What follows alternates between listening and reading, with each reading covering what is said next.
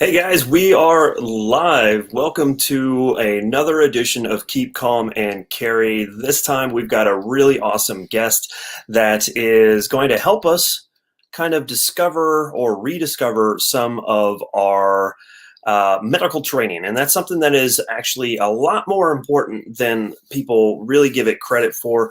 The medical side of things sometimes gets overlooked because it's just not as glamorous as getting on the range and getting all tacty, cooled up, getting in your kit and putting holes in paper on a flat range and doing barrel rolls and shooting around barriers and stuff like that. So I get that. I love training. I love training firearms, but I also had a really good time in a lot of the medical training that I got in the military as well. And that's something that, like I said, we don't get enough of. And I don't think that there is enough trainers out there to be able to kind of facilitate a lot of that stuff. We're going to get into a lot of that here tonight on this live stream. So I want to thank everybody that is in the chat room already. Thanks, guys, for jumping in and checking things out. It has been a long time since I've had a live chat. The last one was with Clayco, and I'm actually really excited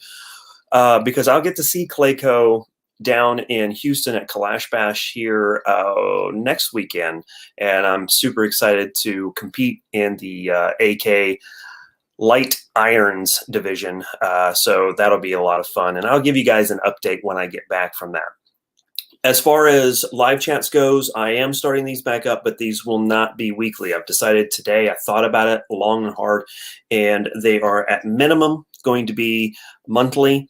At most, it will be bi-weekly. So we'll figure that out as we go. I'm thinking maybe first Monday of the month we'll do something. I don't know. We'll figure it out. But before we do anything, we have to say a huge thank you to everybody in the chat room right now.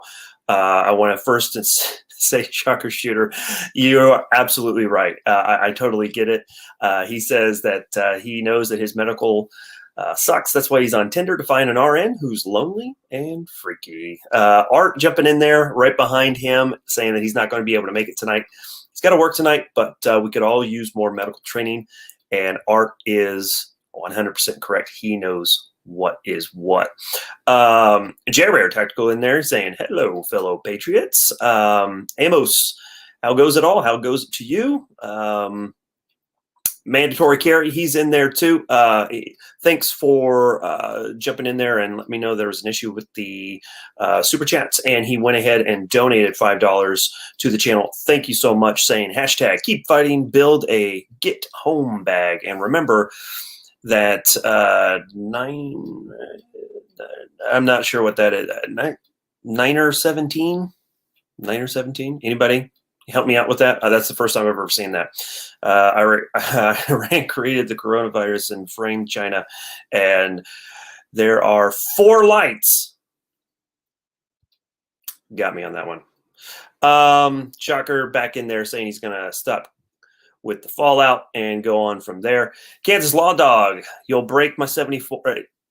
I'm going to break my 74. I'm not going to break my 74. That thing is rock solid. It's going to be awesome, but things happen. Cameron Smith going in here saying medical info. We've got some for you, hopefully. Glocks are for kids. Who are you again? LOL. Exactly. It's been so long. I don't even remember who I am. So there you go. What are some good books? That's a good question too. We'll get into that here in just a second, but let's introduce our guest already. My gosh, I've been on 4 minutes. I haven't even said hi to her. Here we go. Here is our wonderful guest, Combat Midwife. How are you doing tonight? I am so good. How are you? I'm well. I'm very well. Thank you so much for taking the time on a very busy Monday night. I know that you've got a lot going on, and thank you so much. So let's find out a little bit about you. First and foremost, what should I call you? Should I call you Combat? Should I call you Midwife? Should I call you Combat Midwife? Should I call you CM? Should I go CM Punk? What am I calling you tonight? I feel like you should just give me a nickname. I don't know. I don't know. You can call her whatever you want. Okay. All right, George. So we're gonna call we're calling her George tonight. You know, It's awful. You're grounded. I'm grounded. That is my perpetual state of being, is I being know. grounded. That's fine. Oh, it's being grounded. But okay, It being great. grounded. Yeah, for sure. I did see that Kevin Gregory, he's in there, and then Mr. FNH is in there. Hey guys, man, thanks for jumping in. I really appreciate it. So tell us a little bit about yourself, Greg, and everything going on with you. What's kind of your background? You know, where did you start? What are you doing now? And then we'll go from there. Okay, well, thank you so very much for inviting me. That was really sweet of you. I feel very honored to be here. So thanks for allowing me to come hang out with you this evening. That's beyond kind. I was shocked when you asked me, so thank you. And thanks for everyone being here. It's really nice to see or get to meet a bunch of new people. I think it's really cool that, as crummy as social media can be, sometimes it's really nice to be able to make a bunch of new friends from all over the place. It's kind of cool. So thanks everyone for being here. So my background is I'm both a paramedic and a midwife, kind of an odd combo. Most people think it's a little weird, but they actually play off of each other very well. And I think that I'm a better paramedic for being a midwife, and I think I'm a better midwife for being a paramedic. So it's kind of well-rounded, and they do play off of each other pretty well. So my background is that I've been training the combat medics and the flight medics for the Army for, we don't need to say how many years, but I'm like Doogie Howser. I started when I was 6. So 6. Yeah. Oh, okay. You're kidding. It's a joke. Like, I don't want to tell you how many years because it's going to make me sound old. Okay. Okay. Well, you're only like what? You're like 29? Right. Mm-hmm. Exactly. Same. Yeah. So, anywho, so I've been doing that for a really long time, and I love what I do. But I kind of branched out and decided to not be under the thumb of Uncle Sam. And now I kind of do my own thing. So I moonlight in a bunch of different arenas, or freelance, or whatever fancy dancy word you want to use to explain what I do. But the military still hires me for many different things, for like pre-deployment, recertification, initial education type stuff. It really depends on what the mission is and what their goal is. So I'm not always teaching baby stuff. I mean, sometimes it's austere medicine or weird situations they might find themselves in, because it's not always shoot 'em up, bang bang type of situation. Sometimes it's humanitarian, sometimes it's protecting a particular structure or border or whatever. So really depends on what the mission is. You're familiar. I'm sure a lot of your followers are familiar. Yeah, a little bit. Some of them are, but we're going to school them up tonight. So. Yeah, we're going to school them up.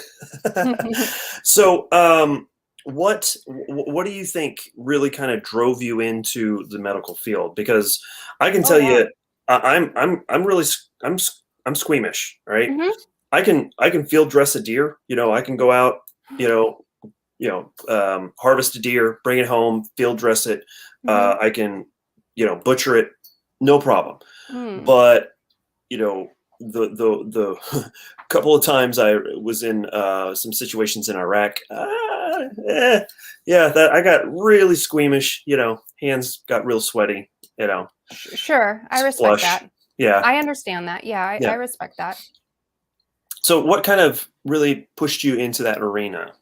Well, it's a calling for me. It's something I've always been interested in, actually, from a really young age. You can call my mom right now. She probably won't answer. She goes to bed really early, but you could call her if you really wanted to. And I've got her number. Hold on a second. Okay, yeah, call mom. But she would totally say, Jessica came to me when she was 3 and said that she was going to grow up and deliver babies. And I've never, for like that split second when I was 9, I thought an astronaut sounded really cool. And then I realized there's a lot of like claustrophobia issues I might have.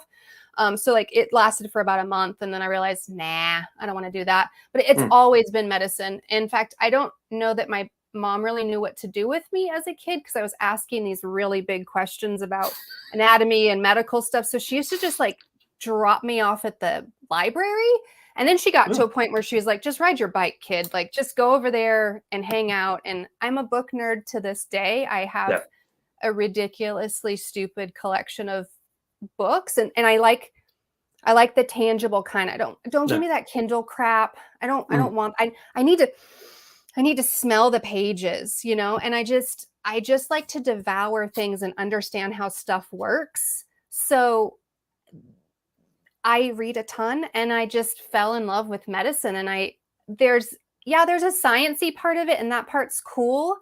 But I really love the aspect of helping people understand how to care for themselves and take care of themselves, that they don't have to necessarily rely on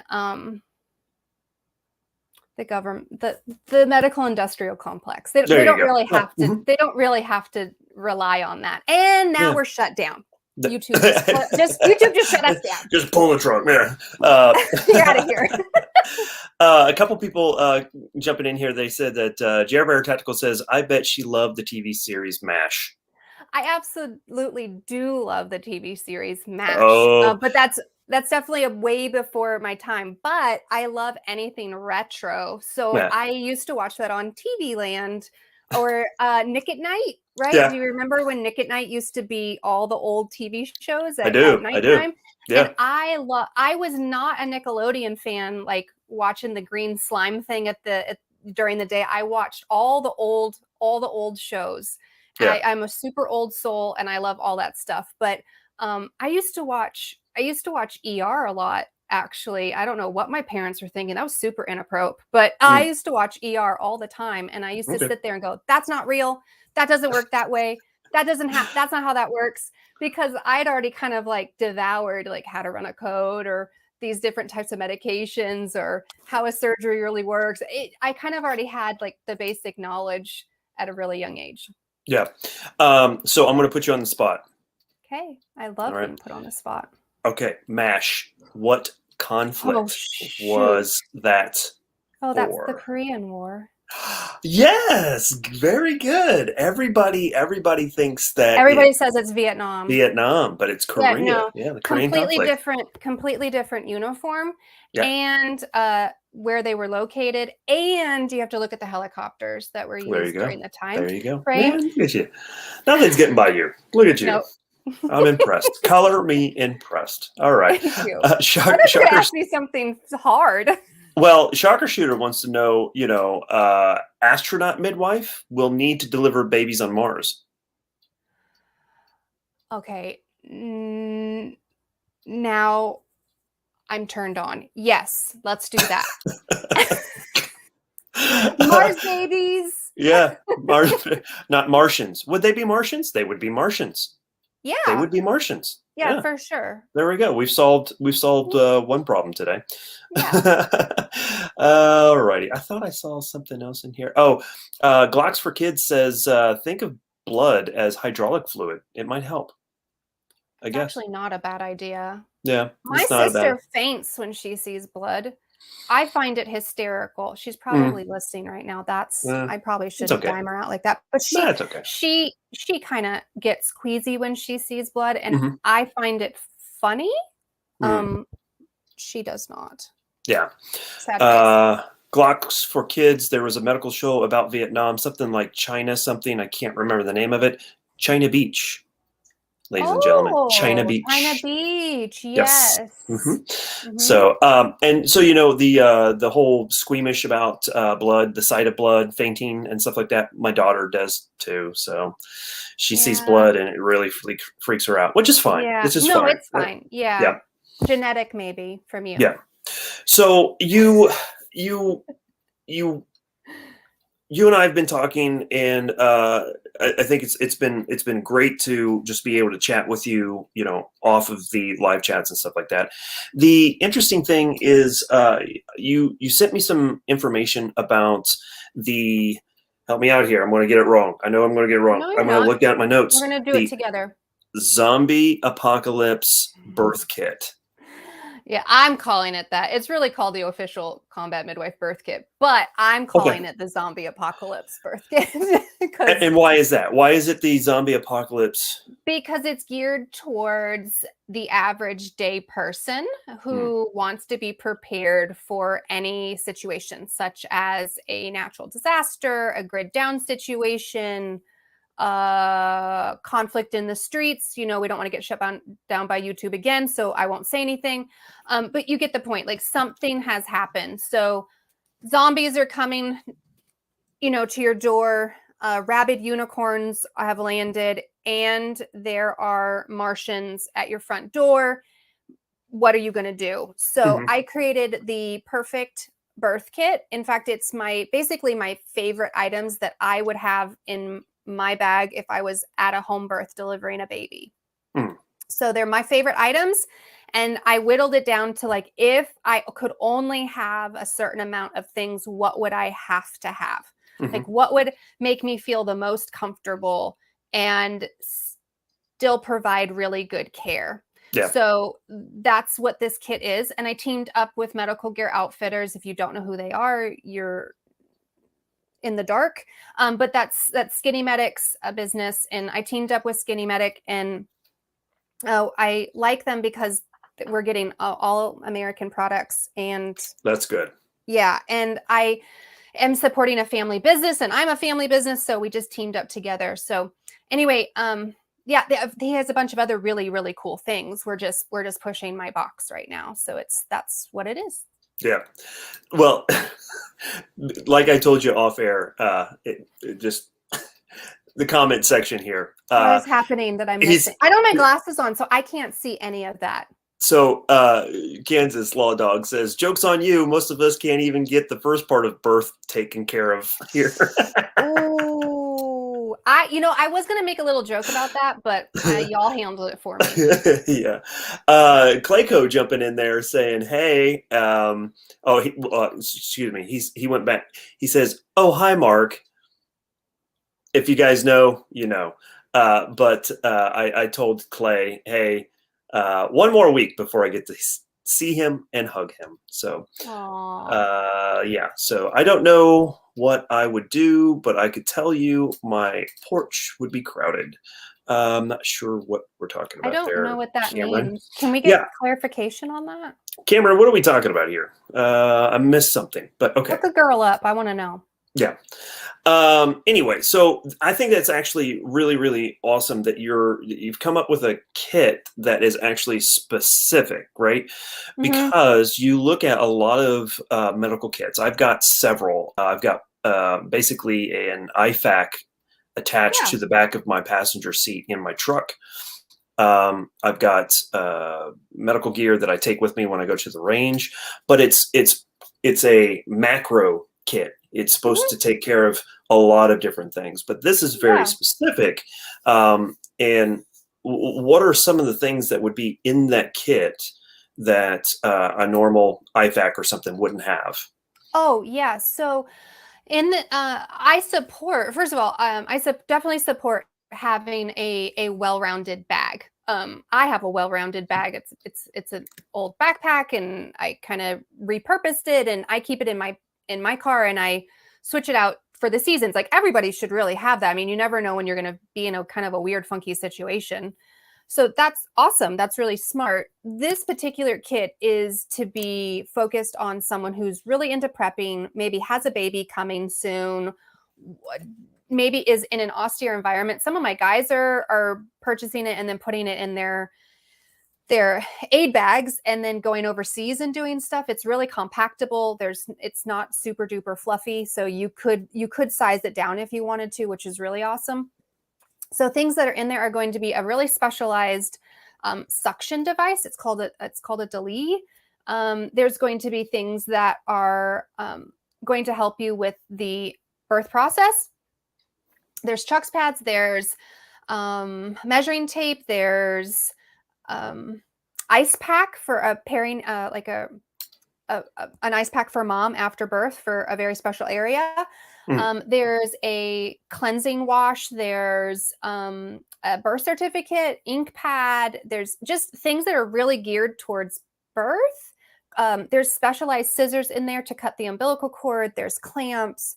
There's just things that are going to be a bit above and beyond than your standard $19 OB kit that really is just a bunch of gauze that they smushed into a bag. I don't know if you're laughing at me or the chat box right now. The chat. I'm sorry. Okay. If I laugh, it's not you. It's going to be the chat because Kansas Law Dog jumping in there and he's like, what are you measuring? Oh, that's a great question. So measuring the length of the baby. You're also measuring the circumference of the baby's head and the chest. And there's a reason for that. So if there you would put that down on the certificate, correct? You're going to put that down on the certificate, but the measurement between the head and the chest is actually really important. I have a video on that. You can learn more about that, but it tells me if there might be too much, if there's fluid on the head or if there was an enlarged heart. So it would help me in like an austere environment if I was maybe dealing with a situation where baby was not acclimating well. So this is supposed to be a series. It's not just going to be an individual kit. So this is the birth kit. Then there's going to be a newborn kit. There's going to be a, how to take care of kids in an austere environment. There's going to be a gynecological kit. So this is just phase 1. It's going to be a series. So this is just our first rendition. We just launched this like 2 months ago, and so we're just starting off with this right now. But it's going to be a series. That's awesome. That's really super cool. Really super cool. Yeah. Waterhead baby. So the right word for that would be hydrocephaly, but yes, you can call them a waterhead baby. Oh, okay. I don't know anything about that stuff, so that's okay. So I don't know if I heard you say this or not, but obviously there's an umbilical cord situation. So is there like scissors or is there directions on how to handle that? Yeah, so there's actually a card in there, and it's kind of like a love note from me to you, and it kind of breaks things down on like what stuff is and what you would use it for. So that is in there. And then, yes, there are specialized scissors. You may not have heard, I talked about it, but you may not have heard me. So there's specialized scissors, and then there are clamps in there. Okay. And everybody freaks out about the whole umbilical cord thing and clamping the cord. I'm going to tell you right now, in the history of babies being on the planet, nobody has died from not clamping and cutting the cord. So it's not an emergency. Everybody freaks out about that and thinks it needs to be done like right away. In fact, it's recommended that you not do that right away because 1/3 of the baby's blood volume is actually inside of the baby's placenta. So if you clamp and cut the cord early, you're kind of stealing their blood. I mean, you'd be really upset with me, Mark, if I took like 1/3 of your blood volume. You'd be like, Jess, that's really mean. So I don't know. I'm pretty awesome, and I could lose 1/3 and be all right. I'm so sorry. You're basically a superhero. So I am. Yes. I am. So, or a Mandalorian, one of the two. Hey, I just wanted to say that Jer Bear Tactical jumped in there and said, thank you for the link. I just subscribed to your channel, meaning you, not me. He's already subscribed to me, but he just subscribed to your YouTube channel. So, thank you. We're going to talk about that here in just a little bit, but yes, we have all of your information down in the description below. So if you guys are interested in following Combat Midwife, you can do that on Facebook. You can do that on the Instagrams, and you can do that on YouTube. Do you have a Twitter? Do you do Twitter? I do, but that's PG-13 Combat Midwife. Literally, it's PG-13 Combat Midwife, or no? Literally, it's PG-13 content. It's like it's like it's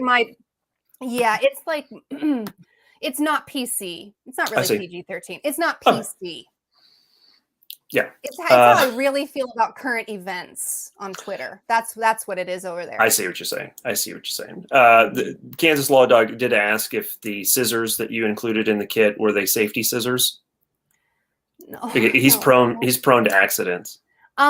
No, but Don Such, he did say that the scissors could double as cutting the end off a cigar when you're finished with it. So that was his recommendation. I'm gonna say more power to you, bud. Like whatever you want to do with your scissors is what you want to do with your scissors. But no, okay. No, I'm not cutting an umbilical cord and then putting a cigar in my mouth after I snipped it. There, no. Oh God. I was like, okay, Dawn, whatever, bud. Whatever you want to do, man. Yeah, he did a video. He did an unboxing of my OB kit, and I'm watching this, and I'm like, good old Don. I love him. He's such an awesome guy. But I'm like, there's napkins in there. I mean, I guess you can wipe them off. Oh, yeah. Dr. Dr. Cat Milk. He says scissors, teeth. I'm like, no, we're not doing that. We're not doing it. Oh my gosh. And Mark is oh done. my gosh. Yeah. I saw that. Your eyes kind of started to glaze over just a little bit. Yeah. Glock for Kids, her channel is Combat Midwife. It is in the description, so you can just click on the little show more underneath the box of where you're watching right now. You should see all of the links down there. So I didn't post it in here, but they're available in the description of the video. So yeah, all the social media is the same handle. It's just Combat Midwife. So yeah, the Twitter, the Book of Face, the Grammys, whatever. Yeah. I to be honest with you guys, if you're, I stick with Instagram. That's more than enough internet for me in one day. It is for me too. That's where you're really going to find the juicy bits. Oh my goodness. But you have a whole bunch of really good information on your Instagram. What are some of the things that you post on your Instagram that you would like people to see the most of? I think that you post a whole bunch of stuff on your stories. Is that correct? Yeah. Yeah. And you talk about certain things about medical, stuff. So what are some of the medical stuffs that you would like to focus on? So I'm obviously huge in the we call them special populations in the medical world. So OB, gynecological, pediatrics. I kind of focus on that, which is a really it's not sexy cool. Look, tourniquets are cool. Packing wounds are cool with hemostatic agents, pressure dressings. I mean, come on. Can you get better than an Israeli dressing? No, the answer is no. But really, what is going to go wrong during a natural disaster, or you can't get to the hospital, or you're out hiking with your family and friends? Like, something bad is going to happen to that population, and we just don't talk about it often. Mm-hmm. So I'm tapping into that. However, I'm very passionate about a lot of different things, hence why we're hanging out and chatting. And that is, I happen to be very passionate about medical freedom, about not being reliant upon other structures. Again, the government industrial complex. I am very much about empowering you. So you should not need me. I tell this to my clients all the time. I don't want you to need me as a midwife. That's not my job. Like, I'm not going to help you raise this kid. So my goal is to empower you. My goal is to give you information and help you be self-sufficient. I don't want you to need me. I have enough things to do in my life. Being needed by you, it's not helpful to me, and it's definitely not helpful to you. Yes. So my whole thing is about empowering people and allowing for self-choice, informed consent, and freedom. I'm really big on freedom. Whatever that looks like for you, I know what it looks like for me, and it might be different for you, but you should be able to have the freedom to do whatever you want with your body, medically and not medically. So that's what I'm very passionate about. Yeah. Just real quick, I need to say goodbye to Glocks are for Kids. Got to cut it short. No. Chair Bears, got to cut it short too. Got to head to bed. But they will catch up on the rest of the chat a little bit later. So thanks, guys. Appreciate it. Thank you so much for coming to hang out with me. So with all of that being said, let's kind of get into some of the things that are important, because basically what I hear you saying, you want you're not trying to feed someone a fish. You're trying to teach them how to fish, right? Yes, I'm very passionate about that. Yes. Yeah, yeah. Um, That's the teacher. That's the teacher side of me, right? yeah, Like, I mean, that's what I do for a living is I educate other people. And I want you to be able to glean from me hmm my knowledge, and I want it to be applicable to you. yeah, So yeah, absolutely. I mean, certainly I've had in the middle of the night sat phone calls from my guys overseas going, "Hey, you know, Yeah, can you walk me through this?" And I'm more than happy to do that. And that's an honor to me, obviously, but I want them to be able to do that. I mean, I got an email a few months ago from a soldier that typed me this beautiful email, and of course I was having allergies like at the end of the email, you know. hmm yeah, Those allergies were really getting to me, but it was basically saying, hey, you were the still small voice in my ear. I heard you tell me every step on how to take care of this kid. Like, I that's knew awesome. exactly what you wanted me to do, and it worked. Like, I knew it would work. Like, I believed in you, I had faith in you, but you made me have faith in me. And I was like, gosh, the ragweed is real bad.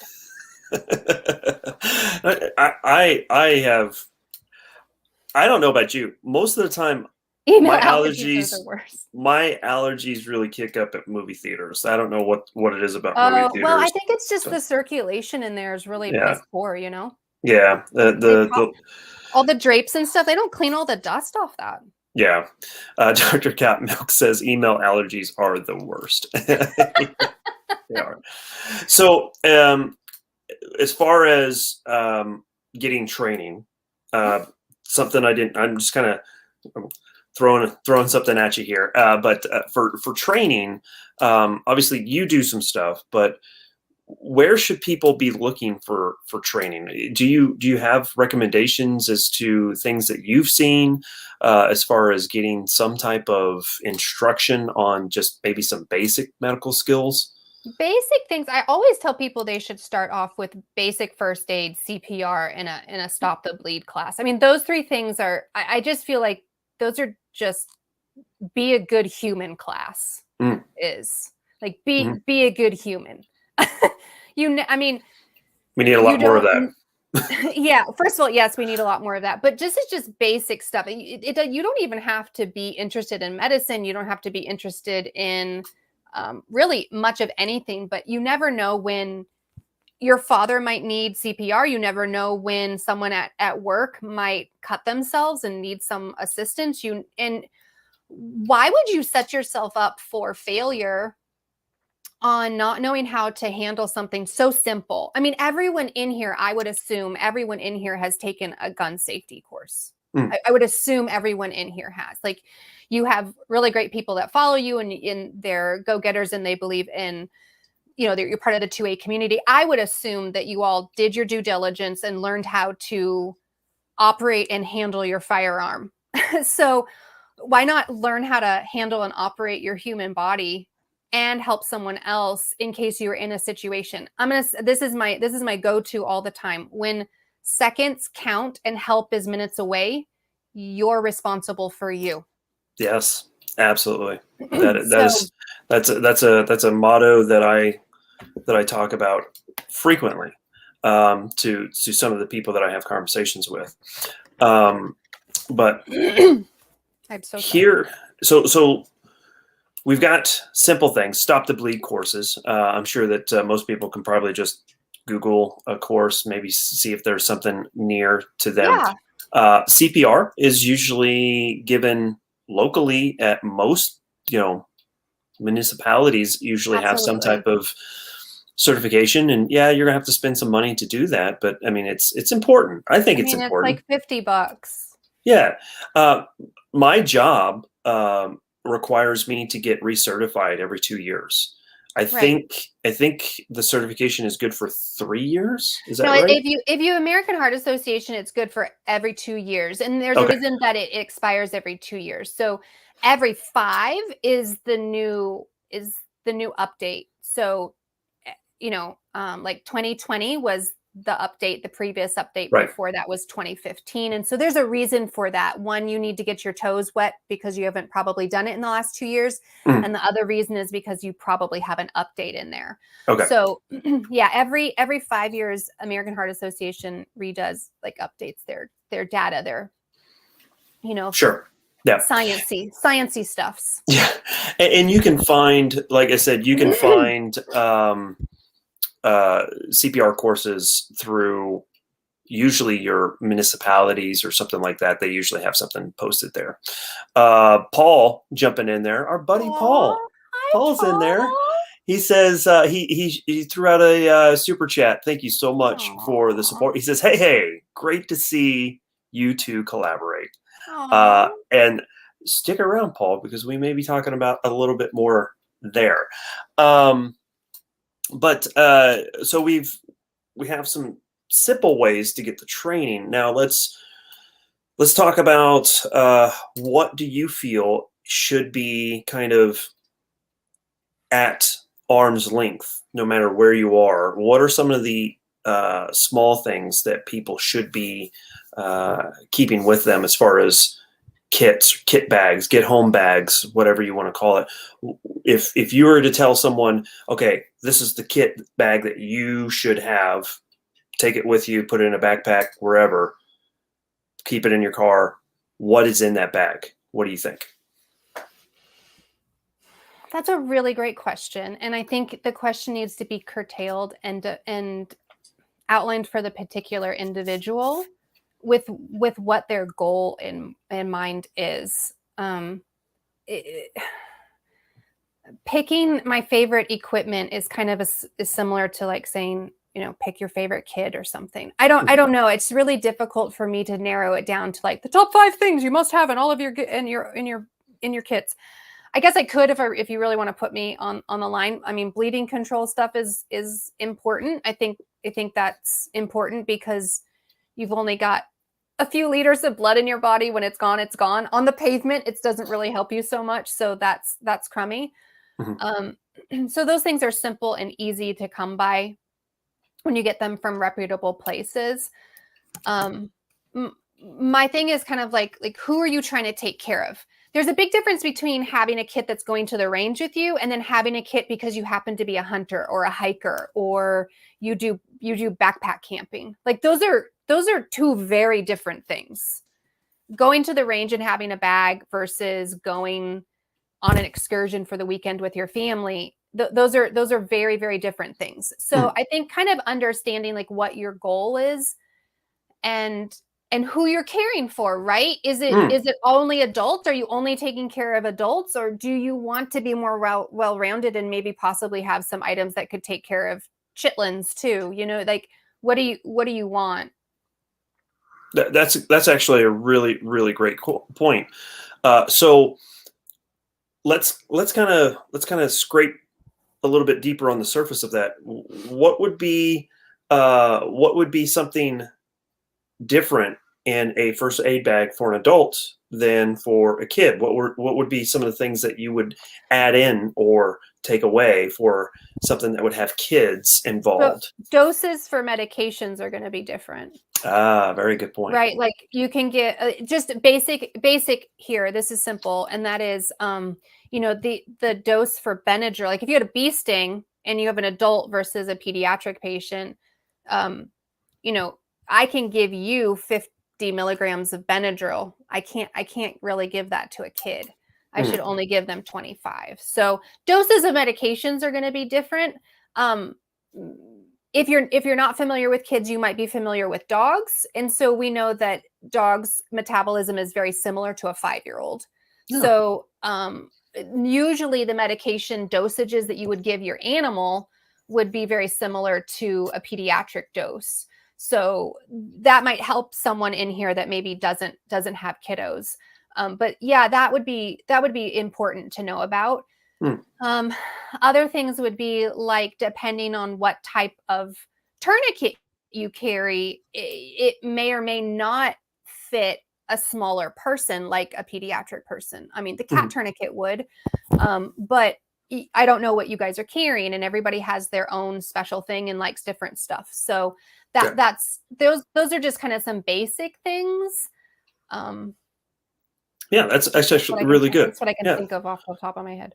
it's really good. I do have to say because Kansas Law Dog is who he is, and I absolutely love him. He says, "Where do tampons in bullet wounds come in?"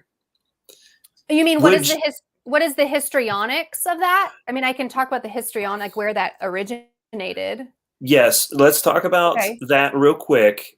And Mhm. is it a thing? Is it not a thing? Go. Yeah, okay. So that started probably in about '03.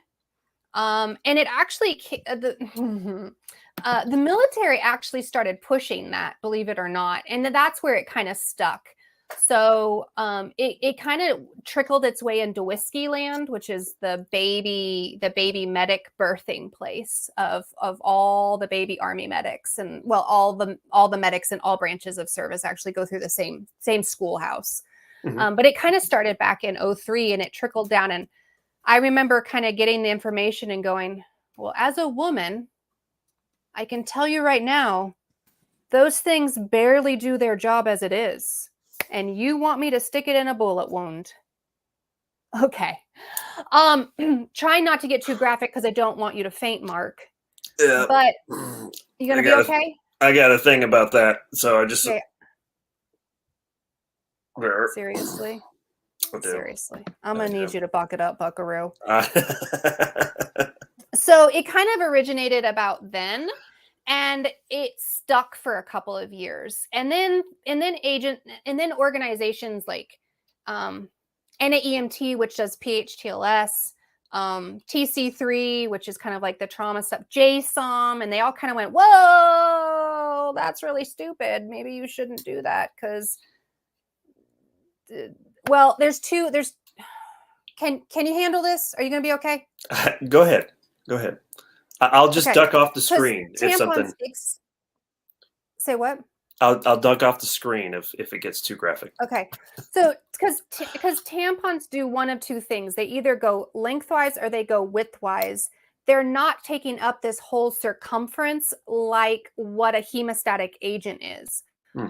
Also, a hemostatic agent, the way a tampon is created is it's a roll of gauze. So Mhm. it's gauze rolled up. It's the same gauze. It's just it's rolled, and so it doesn't have the ability to go whew, Mm. right? Like Curlex would do, which is the brand name for roller gauze.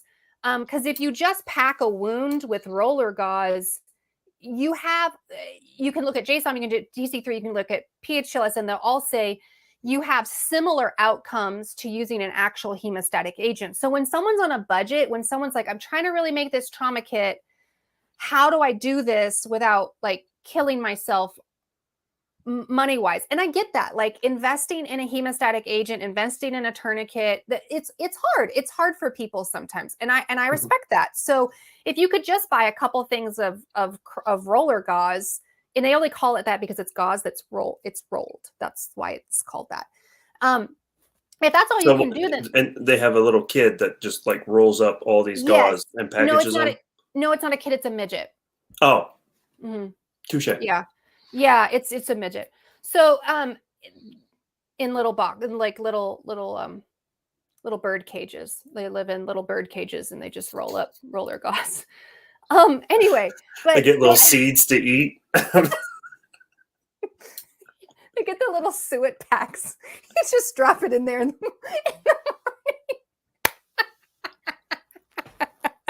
She got this middle image of this going on.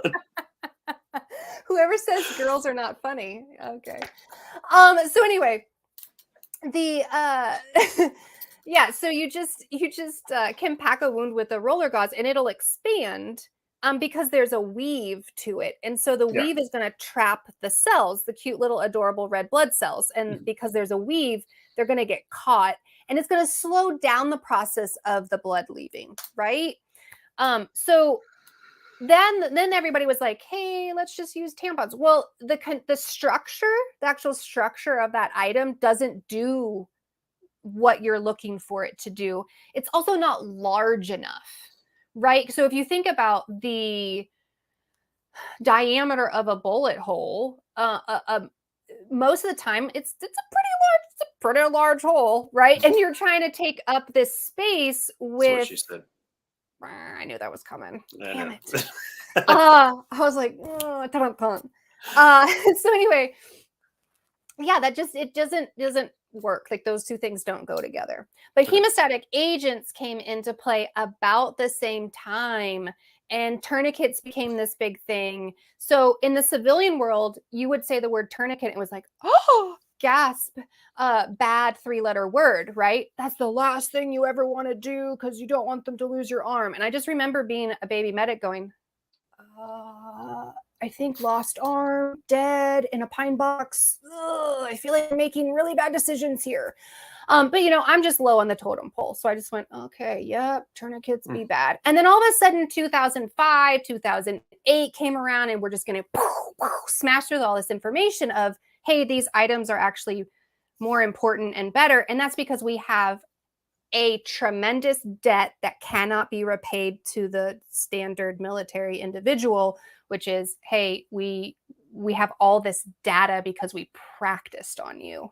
So that's why it came out. But that's the histrionics of like tampons being a thing and then them not being a thing. But see, people like to cling to stuff and they go, I can put tampon in my aid bag and it will work. And it doesn't. And it pops up like every 3 to 4 years. Someone will post something stupid on, Instagram or Facebook or whatever. And then all of a sudden people are thinking, oh, that's a really great idea. My wife has a whole bunch of those damn things underneath the freaking sink. I'll just throw them in my IFAC and it'll be just perfect. And please don't. Yeah. For those of us that would have a wife. I'm not wearing boots right now. Okay. Yeah, it is. Yeah, that is true. That is true. But it's interesting that you did bring up the whole concept of,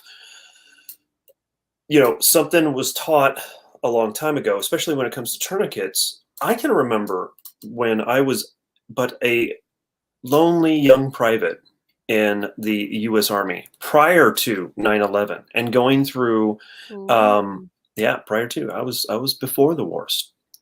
Yeah, I know.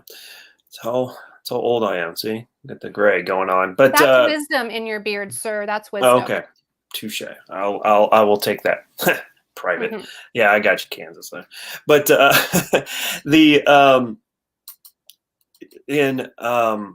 going through the steps of treating a wounded battle buddy, tourniquet was the last resort. That was like the last thing that you did. You tried to stop the bleeding first with a field dressing, then it was a pressure dressing, and then it's a tourniquet. And then fast forward to my Afghanistan deployment, and I went through Combat Lifesaver. So this is 2010, 2011. The Combat Lifesaver course that I went through prior to that deployment, it was you see blood, tourniquet. Right now we have 6-year-olds taking stop the bleed courses, and they're like packing wounds like a freaking champ, right? Right. Yeah, everybody has a tournament. Your grandma has a tournament. You just don't know it. It's in her glove box. Everybody has one now, and that's awesome. I totally support that.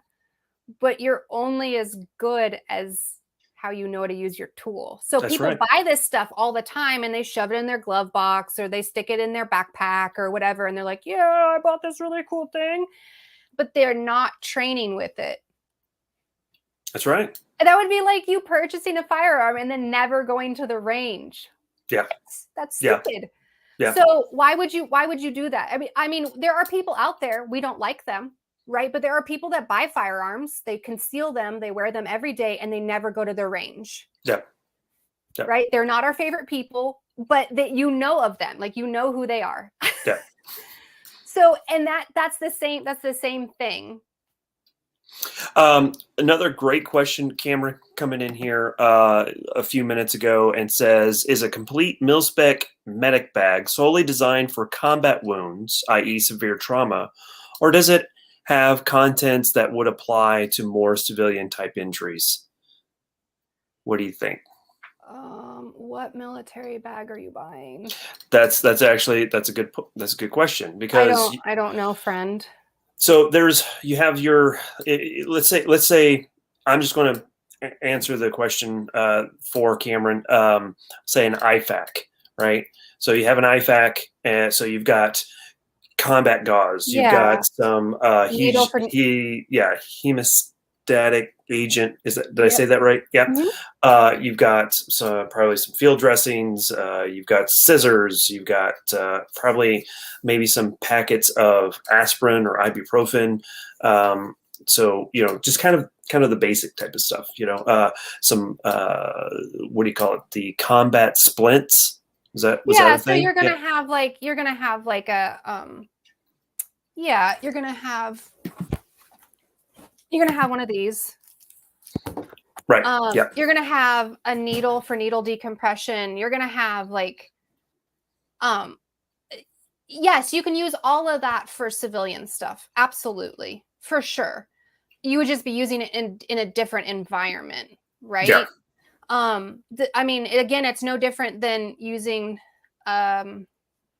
your AK or your AR in a civilian firefight versus a military. I mean, it's the same weapon. It works the same way. It's going to defend your property, whatever your property is. So yeah, those things are great. I mean, if someone had a really specific question and wanted to know my personal opinion, you can shoot me an email. I'd be more than happy to answer your question about if you were trying to purchase a kit. I'd be more than happy to help somebody with that. Awesome. Paul, he jumped in there and said that Tactical Rifleman has one of the best videos on creating an individual first aid kit geared towards trauma. And he followed that up by, it's titled How Special Forces Medics Set Up His IFAC. Oh, cool. So that's going back to what Cameron was asking. That's going to be more probably geared towards severe trauma. Yeah, I would say that I mean, a special force, I mean, I've set up bags for deployments. So Mhm. I do know, but usually deployment bags, again, are going to be different depending on where they're going, what time of year it is, what type of people they're probably going to come in contact. Yes, there are basic products that are supposed to be in the bag. But again, you should be setting up your bag for who you're going to be caring for, yourself and the people around you that you love. Yeah. That's what your bag should reflect. That's a great point. That's a great Like point. an example, my bag has 2 EpiPens in it. I have a set of adult EpiPens and I have a set of junior EpiPens, and that's because they're specifically for my brother-in-law and my niece, because they have allergies to insect stings. So those people can't die on my watch. So I have those things because if we were out hiking, then I would be able to take care of them. Does everybody need an EpiPen in their bag? No. Yeah, exactly. Which kind of leads into what Kansas Law Dog is asking: legal repercussions. Yeah. Me not read so well. Legal repercussions of rendering aid. Things to be wary of. So there's something called the Good Samaritan Law, and it's after the story of the Good Samaritan in the Bible, which reflects that someone who is rendering aid when they have good intention and they're staying within their scope, then you are legal to do so. Now, I'm going to give my personal opinion on it after I explain what this means legally. So, what this means is that I'm at a paramedic level in the states unitedly, but also in the state that I'm legally licensed in, right? Right. So those are 2 different scopes of practice because, it's America and we make things difficult here. And then I'm also a midwife, and I'm nationally certified, and then I have licenses in states that I practice in. So I could, if I was, stuck in an elevator, render aid and deliver a baby and look like a superhero, and no one's going to get mad at me, right? And I could also, do some fancy paramedic-y things in the same situation and be covered under the law, because what the law would then interpret is that hey, she was off duty.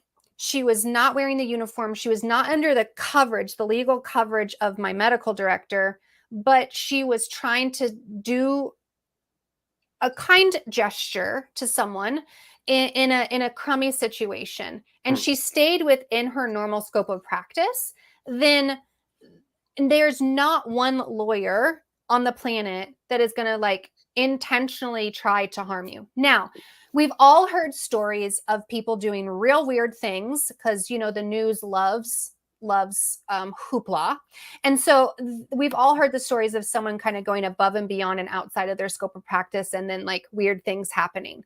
So you have to take on your own set of risk. There is no way, in no way, shape, or form am I telling you to purchase. This is my caveat for this evening. In no way, shape, or form am I telling you to go scavenge the interwebs and purchase a bunch of medical equipment, put a light on your car, and go woo-woo around town and start saving people, okay? And you have no training, you have no education, you don't know what the heck you're doing.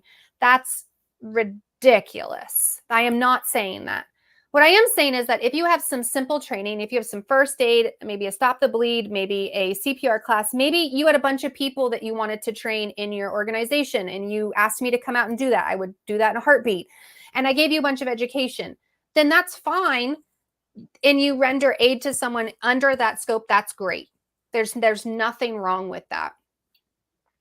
However, we also have to, because you're covered under the law, which is the Good Samaritan Law. I also happen to be of the belief, this is asterisked, italicized, underlined. It's just me speaking now. I have to look at myself in the mirror every morning, and I have to be okay with me. So a lot of times students will ask me this question: would you ever do something in a situation where maybe it wasn't part of your scope of practice, or maybe it potentially could cost you your license or whatever? My answer happens to be yes, but that's because I answer to a higher power. So I don't answer to the state. I don't answer to the government. I answer to a higher power. So I have to do what I believe is right in my heart. Sure. And so for me personally, I'm not asking anyone in here to do that, and I'm not telling anyone to go above and beyond. But for me, that's my personal answer. Yeah. So follow up from Kansas Law Dog is the Good Samaritan a federally recognized thing or state local? Meaning every state has a Good Samaritan. Every state recognizes the Good Samaritan Law. Yeah, good enough. Does that answer the question? For us and our purposes? Yes. Yes. Check your local jurisdictions to make sure everybody has a Good Samaritan Law. Yeah, and hopefully if you're getting some medical training locally in and around your area, maybe you should ask those questions as well. Because I was told that if I come across someone who is hurt and I need to provide aid to them, the very first thing is, can I help you? Yes. And if they say yes, then I'm going to do the best thing I can do. That's called consent. That's called informed consent, right? You asked, may I help you? Someone replied back. There's also something called implied consent. So if I'm going for a run in the morning, which you're never going to happen because I don't run unless there's a bear chasing me. But let's just pretend I was running in the park and there was someone lying on the pavement and they were not necessarily doing well. I thought maybe they weren't breathing. And I went, hey, person, are you okay? And they didn't speak back to me. I would use my God-given logic that should the person be able to speak to me, they would say, yes, could you please help me? That's called implied consent. Like I'm being told non-verbally, yes, you can please help me. Yeah, right. We kind of dabbled. We're going to pivot here and kind of dabbled on something that was brought up a little bit earlier. Paul was saying that he was very happy to see us collaborating, and hopefully we are going to be working on some collaboration stuff in the future, yes. and doing some things. So you guys hopefully if we can figure out our schedules, we can get everything planned out so that we can get some videos posted, especially onto your YouTube channel. But we're approaching top of the hour. I wanted to give you the opportunity just to kind of talk about what you wanted to talk about as far as where people can find you, what content are you working on, if you are. I know that there's only like 2 videos on your YouTube channel at the moment, but you are working. We're going to be working on getting some more videos posted and stuff like that. So I give it to you and let you guys talk about it. Let you talk about whatever you want. I have so much that I want to talk about. I don't know. What do you want me to focus on? Well, I don't. Go ahead. I was just going to say, I mean, it's whatever, but I just wanted to kind of wrap things up here real quick. But obviously, where can people find you? You can find me on Instagram. We do Midwife Monday every Monday, and then I do an extra post on Wednesday of just kind of like some random tidbit knowledge in the medical world. It's whatever I feel like talking about that day. Mm-hmm. But Midwife Monday is a time frame where my followers will send me a question, and then I do a really detailed, elaborate post on what the topic is. So there'll be a post, and then there's usually a bunch of stories, and then we just kind of have a conversation throughout the day of a particular topic that has something to do with OB-GYN, pediatrics, gynecological type stuff is typically it. And then I sprinkle in fun stuff like gun safety for kids or other fun things that I think is really important that has something to do with children and freedom. Basically, I just kind of focus on babies, Band-Aids, and bullets. Yeah. So that's kind of what I do on Instagram and Facebook and YouTube. And is that like a Instagram Live that you do on Mondays, or? No, I just do a post and stories on Monday, and we do a lot of conversation like in the comment section. If people want me to start doing more lives, we can do that on YouTube or whatever. But that's what I focus on. And then I sprinkle in things about medical freedom. I'm very vocal about what's happening in the community right now regarding medical freedom. There's no question on where I stand on that. And then just patriotic to a individual rights, freedom of speech. It kind of covers the Band-Aid, the gamut. So really just Band-Aids, bullets, and babies is kind of what I focus on. Good. Okay.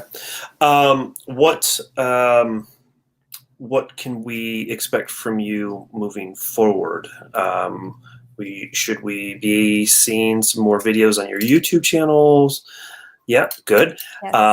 I would say personally, if you could, I would like to start seeing you do like a very, very pointed, focused live stream, like once a week or something like that, where you focus in on a very specific medical topic, like how to cut an umbilical cord and not use your teeth.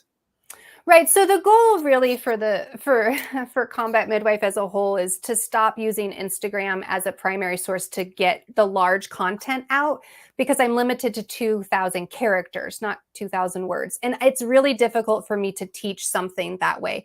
And I'm a really good teacher in person. I write for a living too, but that's just not a really great way to convey hands-on tasks. Mm-hmm. So I'm trying really hard to get that to happen. And I'm only one person. I'm working on it, y'all, I promise.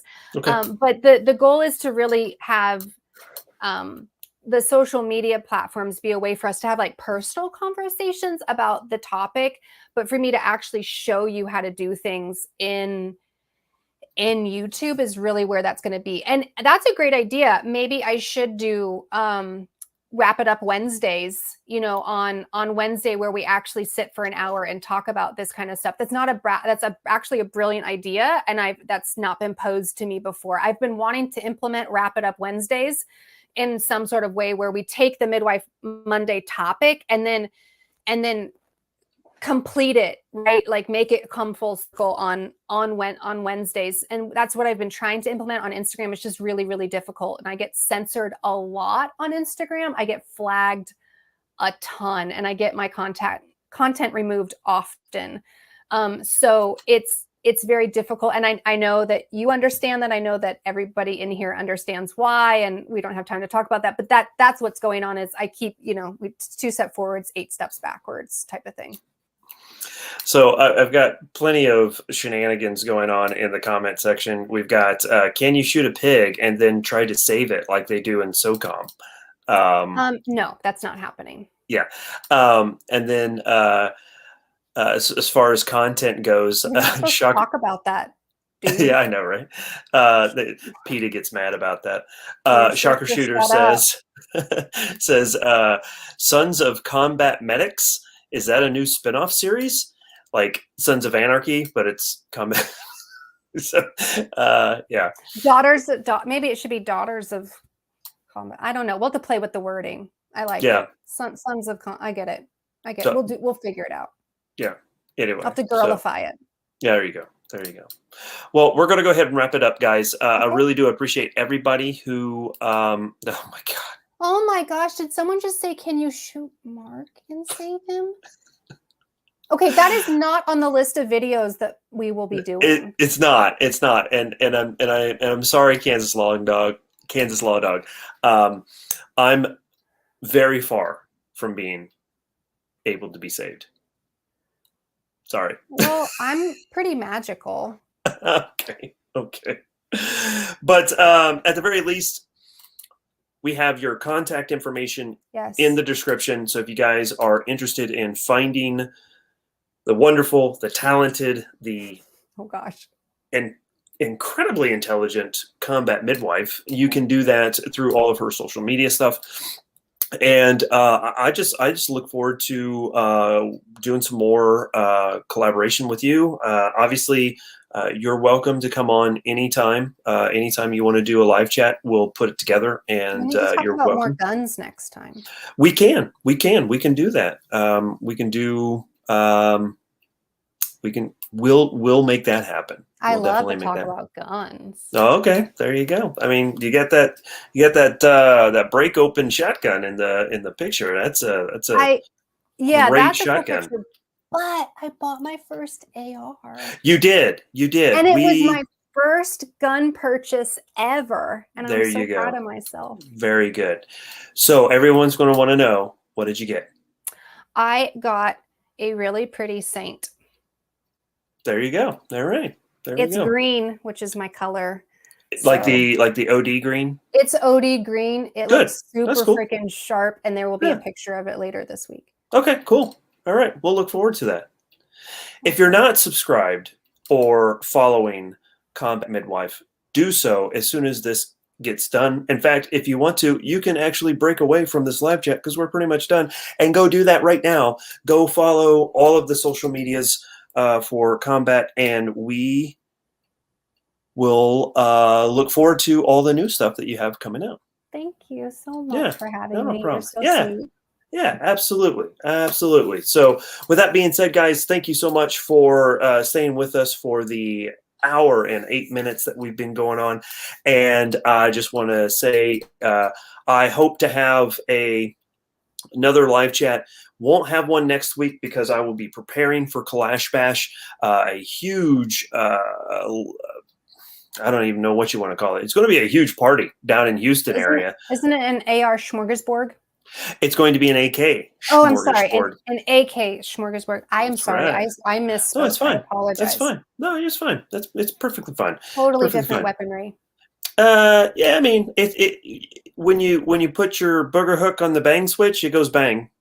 So, I mean, it's not really different. So, but anyway, with that being said, I probably won't have a live chat next week, but the week after, I hopefully will. And if I think I have a guest in mind, if I can get him available, he'll be busy, to say the least. So, with that being said, we're going ahead and shut things down. And thank you so much. But we will see you on the next installment of Keep Calm and Carry, coming up here very, very soon. say goodbye, Combat Midwife. Thanks, guys. See you guys later. As always, keep calm and carry. We'll see you later. Bye, y'all. Bye.